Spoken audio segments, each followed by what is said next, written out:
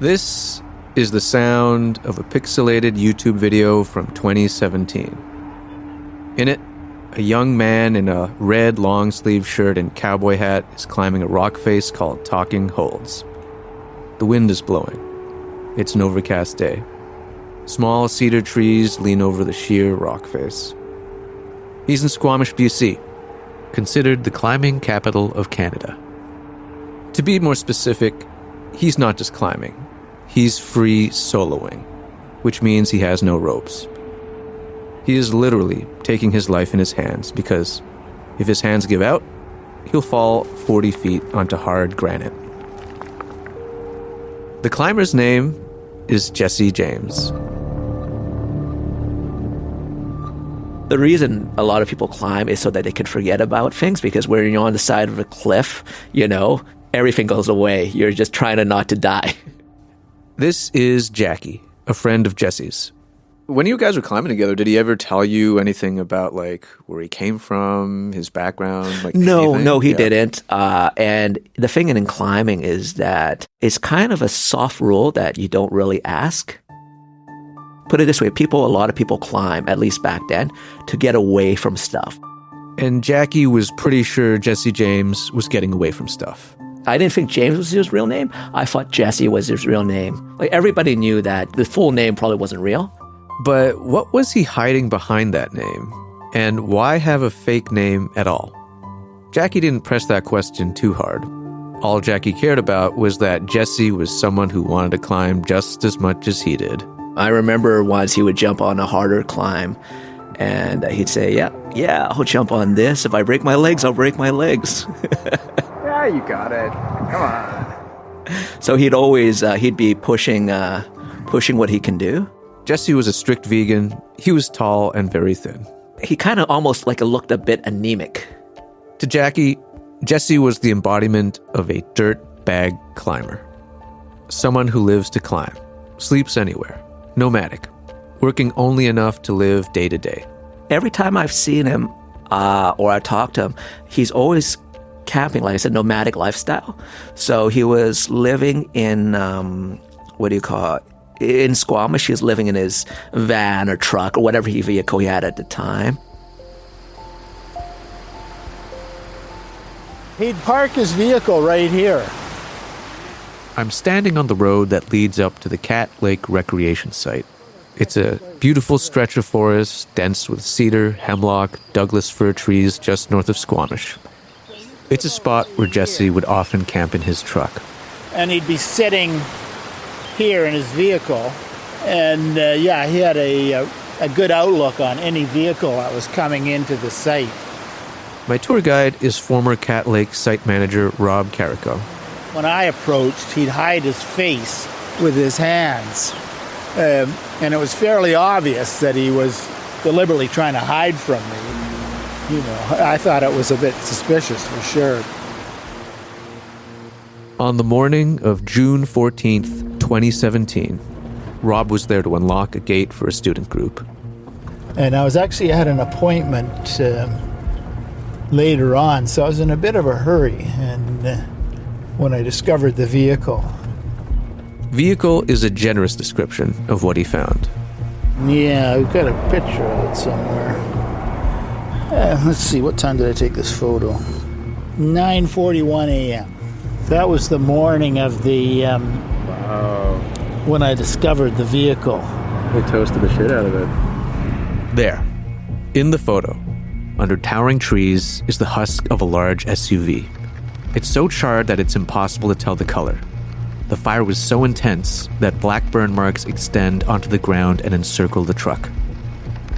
So, anyway, I took a picture and that was it. Left the scene. And the truth is, the scene wasn't all that surprising to Rob. Over the years, I've seen countless burned out vehicles. What? What do you mean? Basically insurance scams or stolen vehicles torched or, I don't know.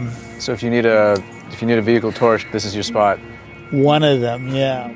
But a few hours later, Rob would learn that this wasn't like the other cars he'd found before. This vehicle and his picture had something a lot more sinister hiding inside. the body of Jesse James.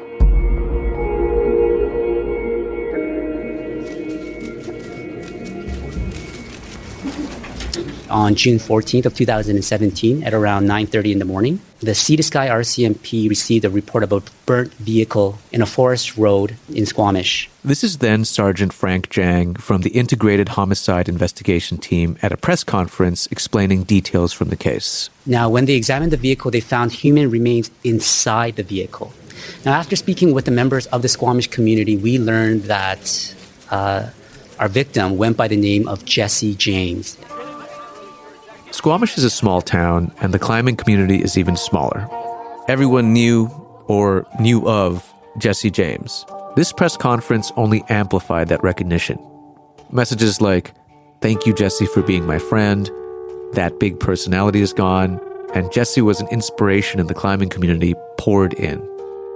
People wondered whether this was some kind of freak accident, but then police revealed the truth. The autopsy later confirmed that the victim died of a gunshot. It is obviously a homicide, that we know. Jesse James was murdered. And his death caused a big storm on social media. There's a killer on the loose in Squamish. There's a killer on the loose in Squamish. Was someone hunting him? Was someone hunting him? I don't know what kind of forensics the police have, but knowing him very well, it would be extremely likely he would fake his own death somehow, especially if he thought his cover was blown. Did anyone actually know his real name? Did anyone actually know his real name? That was something the police wanted to know too. Who was Jesse James? It was clear that this person lived a deliberately private life. Well, he had a lot of secrets. He's a puzzle. He really is. It would take 3 years to figure that one out. And that would be just the beginning. Because Jesse's death and the discovery of his true identity would trigger a landslide, causing all of his secrets to come tumbling down. His story is, if you read it as fiction, you'd consider it just to be too far-fetched and unbelievable. My name is Steven Chua, and from CBC's Uncover, this is Dirtbag Climber, the story of the murder and many lives of Jesse James. Are you telling me that he's deceased? Yeah, so he was murdered. Well, I'm surprised it took that long. You know, very often people like that do wind up dead. It is truly a mystery. It is truly a case of whodunit. I bet he provoked lots of people, and whoever killed him was, first in line. I only care about things that impact me. Chapter 1. Welcome to Squamish.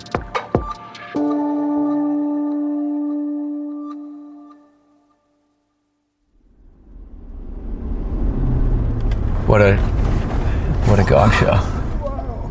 This is a gong show. Yeah. It's spring in Squamish, and the climbers are out in force. Oh my god. So yeah, we're at the Smoke Bluffs. This is the most popular spot to climb in Squamish, and as you can see, it's a total shit show.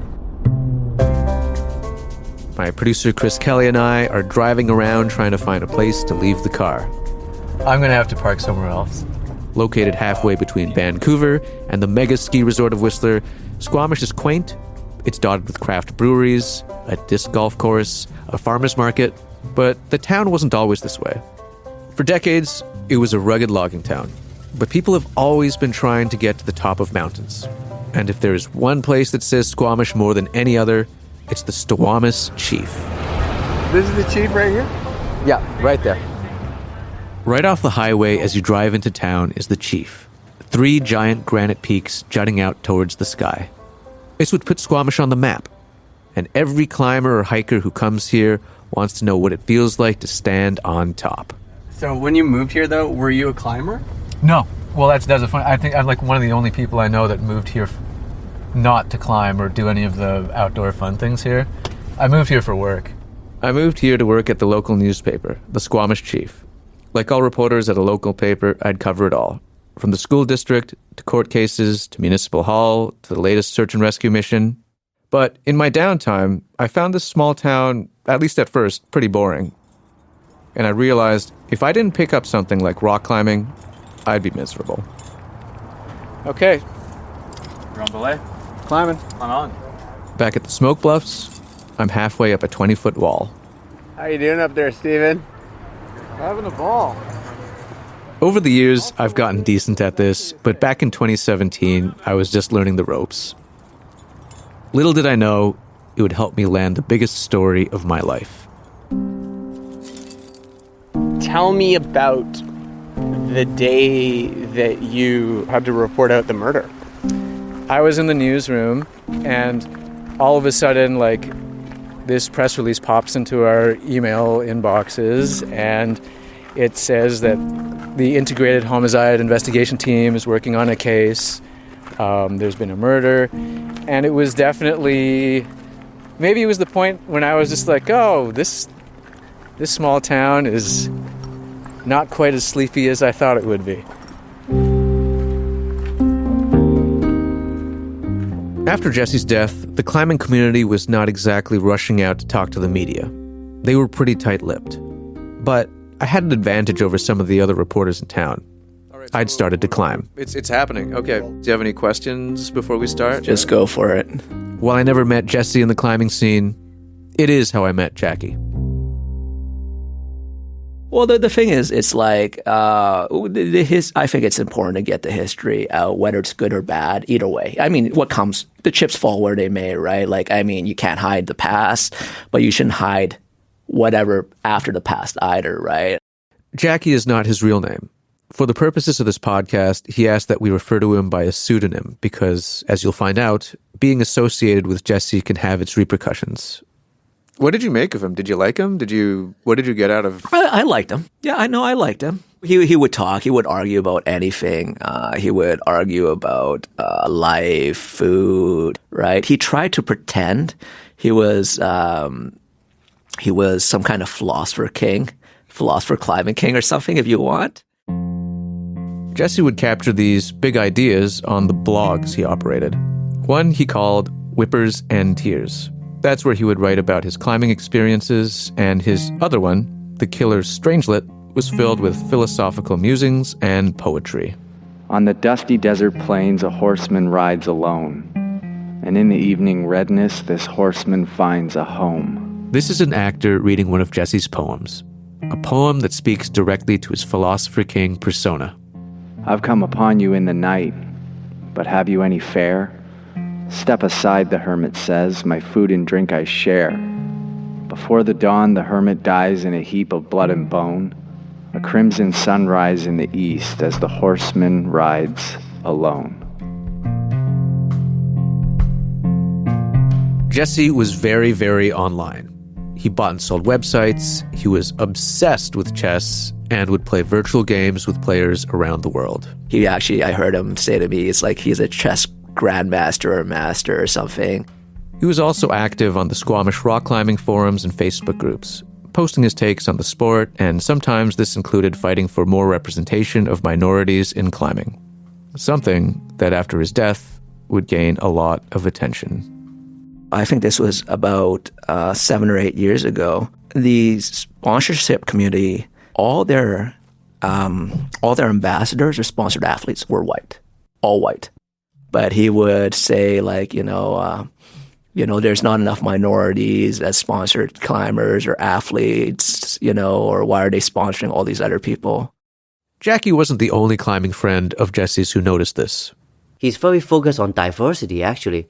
This is Joe Wong. He'll call out the companies saying, they are hypocrisy, they talk about diversity, but actually they don't have any diversity in their board or their sponsor athletes. So he's an advocate for minority, actually. Joe saw Jesse as a friendly guy to go climbing with, but remembers that he could also be pretty elusive. I asked him what does he do for work. He just brushed it off. He said he doesn't have to work. He has money already. He's very minimal talking about his past. He would say, in the past, I'm from New York, and I moved up here because I want to climb, And he used to be not a professional, but semi-pro or high-level amateur tennis player. And he also played chess, and he do investment, and that's why he already has enough money. He doesn't have to work. And he also told me he wrote a book too. He sent me a link. The name of that book? Psychology of Seduction. Seduce Women Using Evolutionary and Social Psychology. The author, Jesse James, 4.2 stars, $26.18 on Amazon. At that time, among the young people, a lot of young men climbing, of course, dating is a topic, Here's the book's description. In The Psychology of Seduction, Jesse James merges the shady world of the pickup artist with modern science, unraveling the mystery of attraction. Jesse James is a Canadian rock climber, disruptive technology pioneer, artificial intelligence developer, author, and adventurer. Jesse holds a theoretical physics PhD from Stanford and served as an officer in the Israeli Defense Force. I heard he'd brag about how he was an IDF Special Forces soldier or stuff like that, right? Now, you laugh at that, though, but, why do you laugh at that? It's like he's not. You know he's not. So it's just if he was IDF Special Forces soldier, he'd be a lot bulkier than what he was. AI developer, physicist, soldier, New Yorker, diversity warrior. Was Jesse any of these things? And did they have anything to do with his murder? After his death, there was a rumor that a group of Israelis were staying at the campground on the night of the crime. He'd also made a big announcement on social media about selling some AI tech to a Silicon Valley firm. And that evening, he was allegedly supposed to buy a website. Did any of this connect? His climbing buddies couldn't say, but there is someone who is quite close to Jesse who might know more. She was even with him on the night of his murder. I was camped not far away from where he was. His partner, Eva.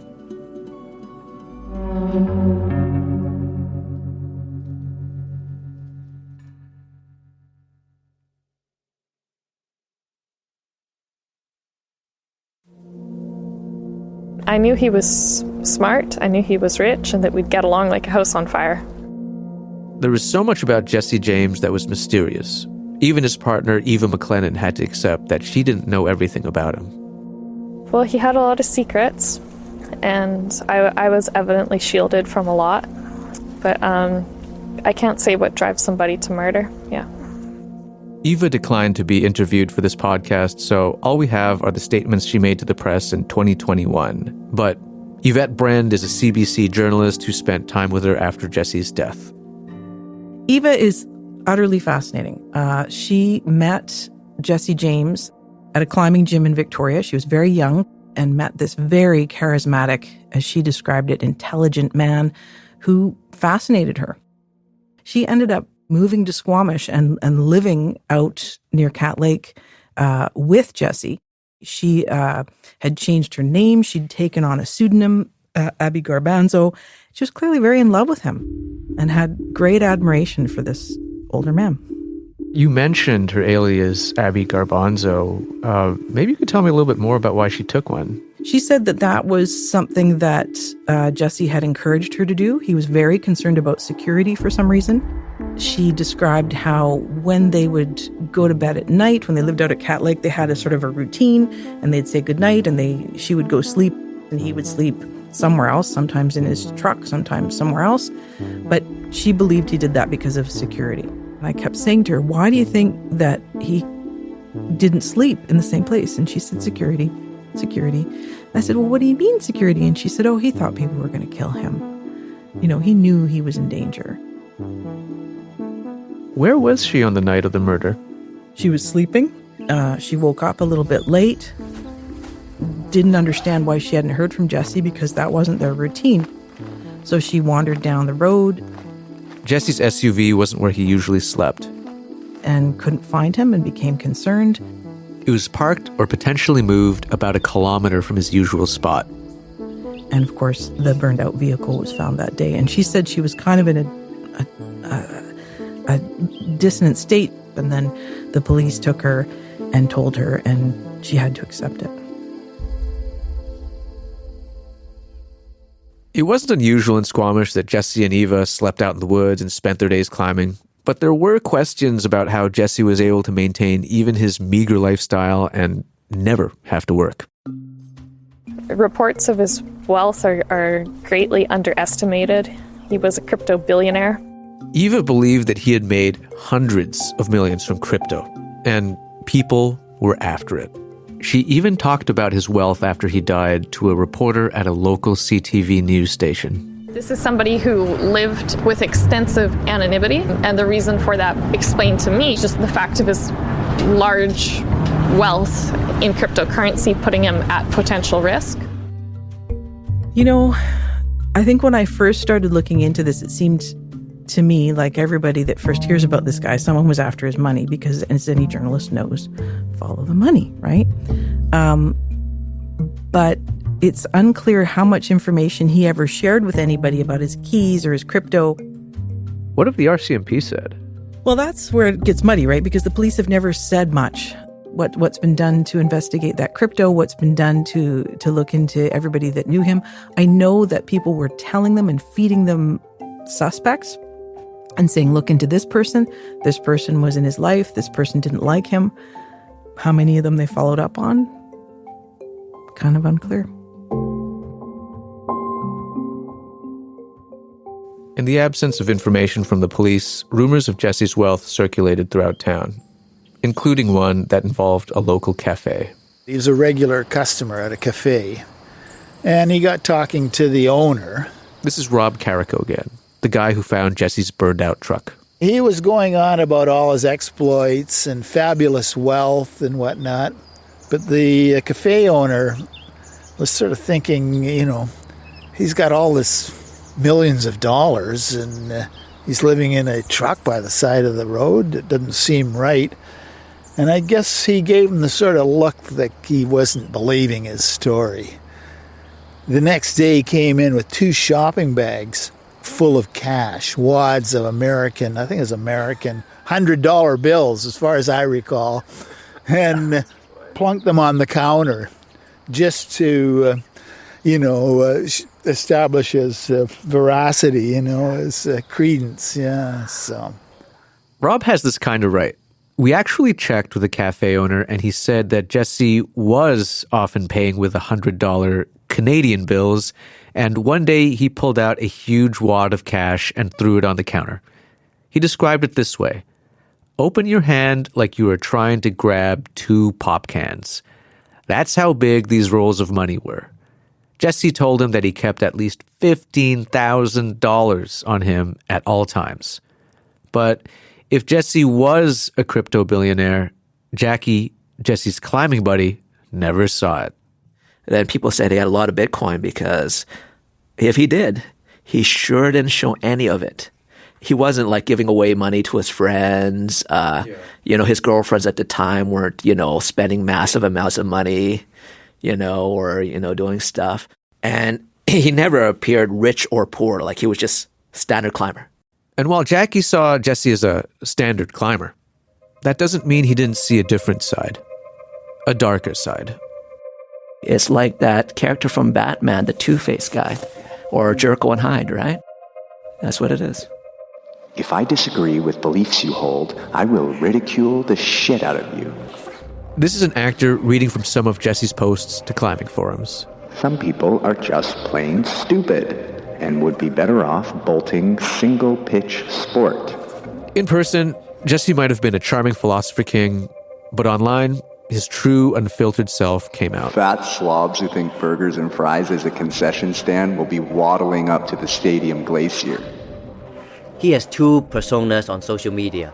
He has a good side where he shows people the tips on climbing, and then he has another side that he jokes around and troll people and cause controversies, getting some people very mad. And there was one group in particular that was often the target for his venom. He was a dick towards experienced climbers because I think he has a problem with authority. Climbing companies don't sponsor minorities because they want to portray the white hard man image. Rock climbers who accept sponsorships from disreputable companies like Red Bull embarrass themselves and the sport they represent. He called sponsored climbers a lot of horrible names, including things like genetic mutants. They should be ashamed of themselves. People got really mad at him. Like, there were people threatening him and just attacking him left, right, and center. Jesse James, you've been on here spouting bullshit on several threads. Jesse James equals internet troll. If you feed trolls, they grow and become more annoying. Everyone go easy on Jesse James. Fella's probably been up all night fighting off women. Jesus, man, it must be hard for you to journey through life with such an enormous ego. Jesse James, you continue to come across as a bit of a meth head. I am looking forward to telling you this to your face someday.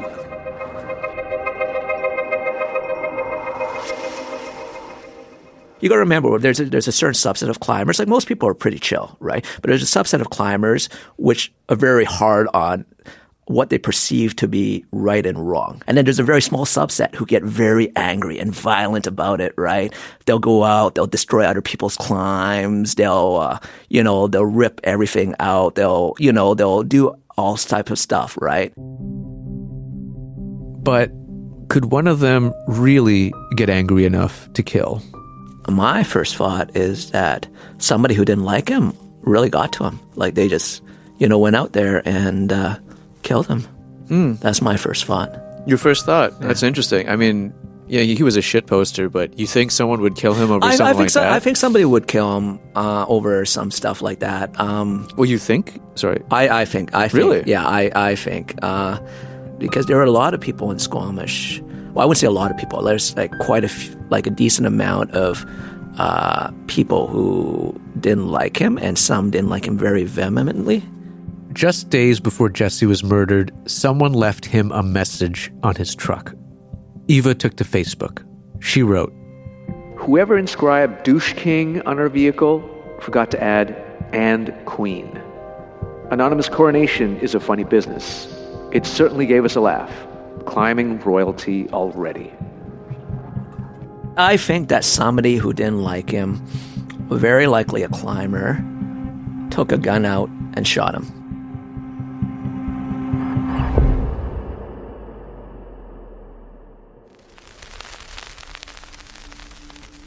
What's your name, sister? Zerelda Cobb. And your son? Jesse Woodson James. Jesse James?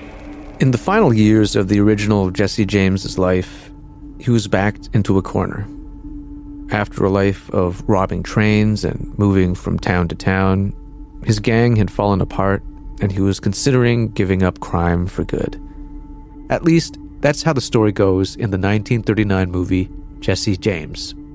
There were only two groups he trusted: his family and two friends, Charlie and Robert Ford.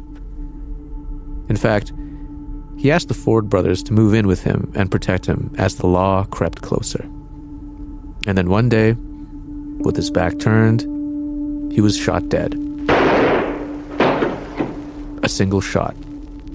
Robert Ford betrayed him for the $10,000 reward. Oh, Jesse. Jesse. After his death, Jesse James's legend grew, morphing through dime store novels, radio plays, and films. At times, he was portrayed as a villain. At others, an Old West Robin Hood.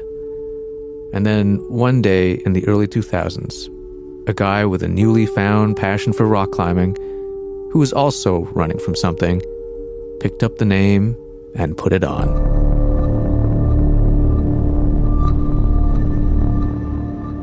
Why he picked that name, we'll never know. Maybe he saw himself as an outlaw. But the RCMP didn't care about the name Jesse James.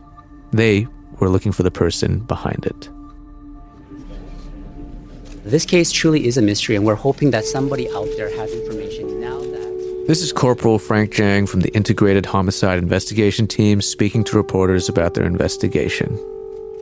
If at this point you're thinking, this is a story about a rock climber who is murdered for his crypto fortune or because he rubbed the wrong climber the wrong way, well, you might be right, but you might also be totally wrong. The victim's real name was never known until recently. It took 3 years to finally get that answer. Now, the victim's actual name remained unknown until recently, when it was confirmed as Davis Wolfgang Hawk. Davis Wolfgang Hawk. Mr. Hawk was 38 years old at the time of his death. We were able to confirm his identity through DNA. He was reported missing from his family, by his family, in the United States, and that's how we were able to confirm his identity. But if the police had hopes that the case would bust open once they had a name, they couldn't have been farther from the truth. In this case, it's actually opened up more questions. We have a name, we have an age, we have a photograph. We've spoken with some people in the Squamish community that recognized him, that knew him, especially as an avid climber. But aside from that, there's a lot of question marks on this case. Because once investigators identified Hawk, they discovered that Jesse James wasn't the first name he'd made up and put on. There was Commander Bo Decker, Walter Cross, Johnny Durango, Dave Bridger. He even made up the name Davis Wolfgang Hawk because he was actually born Andrew Britt Greenbaum. And behind each name, a different, bizarre story. And behind those stories, there were lots of people who might very well have wanted him dead.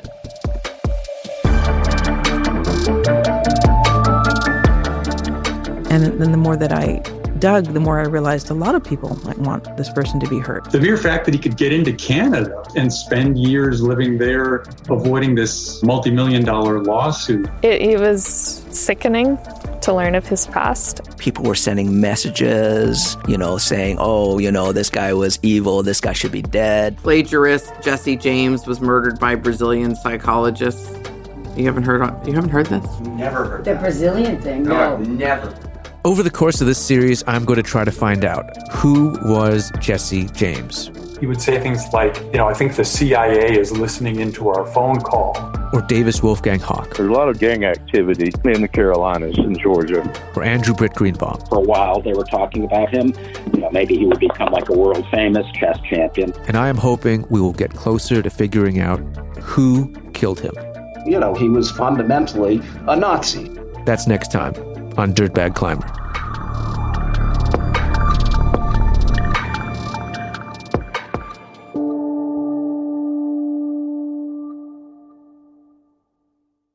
Tune in next week for an all-new episode of Dirtbag Climber. Or you can listen ahead to the full series now by subscribing to CBC True Crime Premium on Apple Podcasts or by subscribing to the CBC True Crime channel on YouTube. Links in the description. Dirtbag Climber is a production of Lark Productions and Kelly & Kelly for CBC Podcasts. The show is hosted by me, Steven Chua. It's written and produced by Kathleen Goldhar and Chris Kelly. The showrunner is Kathleen Goldhar. Producers are Karen Bracken and Tina Apostolopoulos Moniz. Associate producer Hadil Abdel Nabi. Sound design by Paul Tedeschini and Chris Kelly. Tamara Black is our coordinating producer. Original music by Chris Kelly. Our senior producer is Jeff Turner. Our digital producer is Roshni Nair. The series was developed by Ainsley Vogel, Jean Parsons, and Kristen Boychuk. Additional reporting by Yvette Brand. For Kelly & Kelly, executive producer Chris Kelly, executive producer Pat Kelly, business affairs producer Lauren Berkovich. For Lark Productions, executive producer Aaron Haskett, VP Business Affairs Tex Antonucci. For CBC, executive producers are Cecil Fernandez and Chris Oak. Tanya Springer is the senior manager, and Arif Noorani is the director of CBC Podcasts.